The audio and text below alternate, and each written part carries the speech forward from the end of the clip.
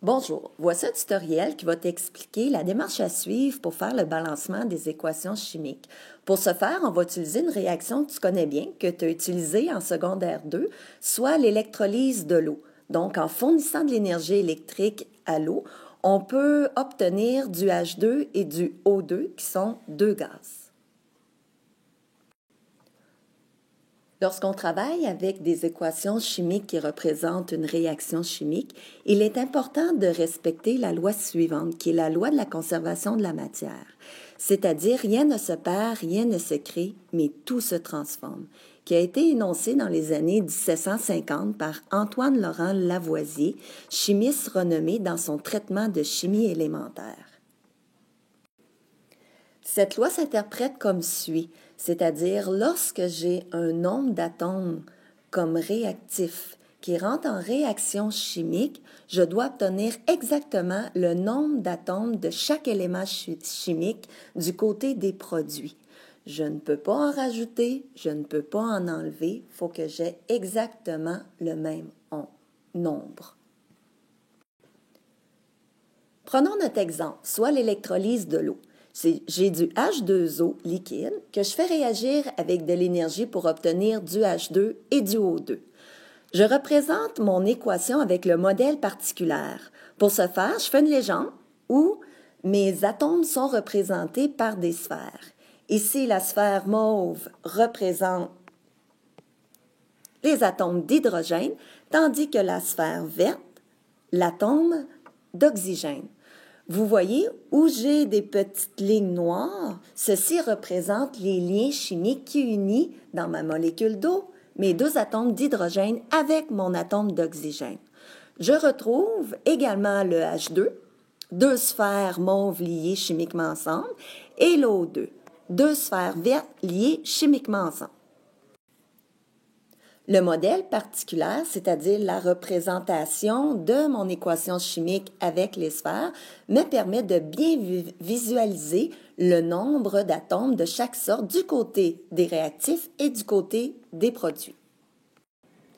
Lors d'une réaction chimique comme l'électrolyse de l'eau, lorsque je fournis de l'énergie dans ce cas-ci, ça va briser les liens chimiques entre les atomes dans ma molécule d'eau, libérant les deux atomes d'hydrogène et l'atome d'oxygène et les laissant libres.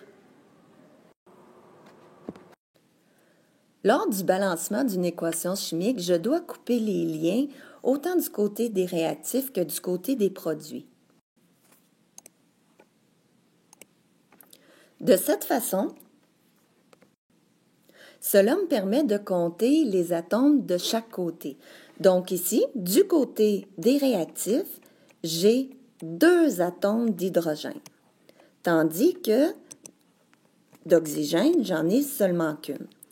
Si je regarde du côté des produits, de l'hydrogène, je me retrouve avec deux atomes d'hydrogène et d'oxygène, également, je me retrouve avec deux atomes d'oxygène.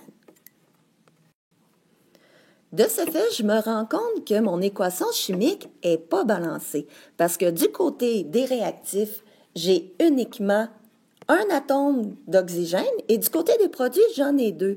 Et selon la loi de la conservation de la matière, je ne peux pas inventer un atome d'oxygène. Donc, ma réaction où j'ai une molécule de H2O, qui réagit, ça ne pourra jamais me donner du H2 et du O2 parce que justement, je n'ai pas le même nombre d'atomes de chaque côté. Et lorsque je dis de chaque côté, c'est-à-dire avant la réaction et après la réaction chimique. Donc, pour balancer mon équation chimique, je dois changer la quantité de chacune des molécules. Lorsque je dis qu'on doit changer la quantité de molécules, je ne dois pas toucher à l'indice qui représente le nombre d'atomes ici d'hydrogène que j'ai dans ma molécule d'eau. Parce que si je change les indices, je change complètement ma molécule. Et c'est pas ça que je veux. Donc, pour changer la quantité de molécules qui vont réagir ensemble et la quantité de molécules que ça va me donner du côté des produits, je dois seulement toucher au coefficient qui est devant ma molécule. Lorsque j'ai rien comme ici, ben le coefficient, c'est 1, bien sûr. Donc, commençons à balancer l'équation chimique de l'électrolyse de l'eau.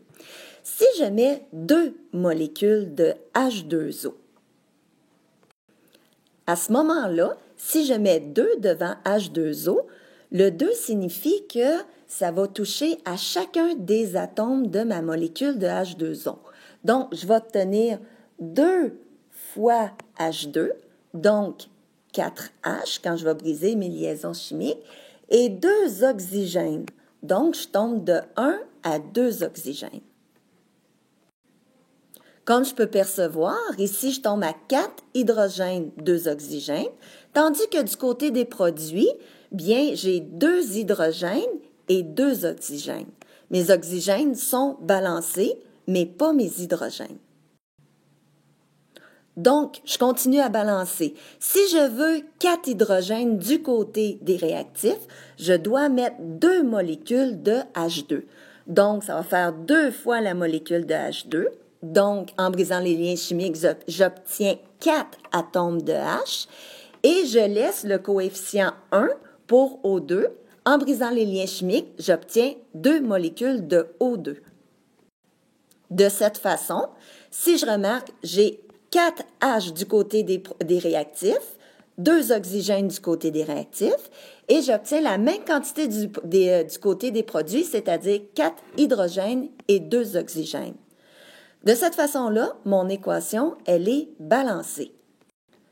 Donc, si je mets en réaction chimique 2 quantités, soit 2 molécules, 2 grammes, okay, 2 quantités de H2O, ça va toujours me donner 2 H2 plus 1 O2.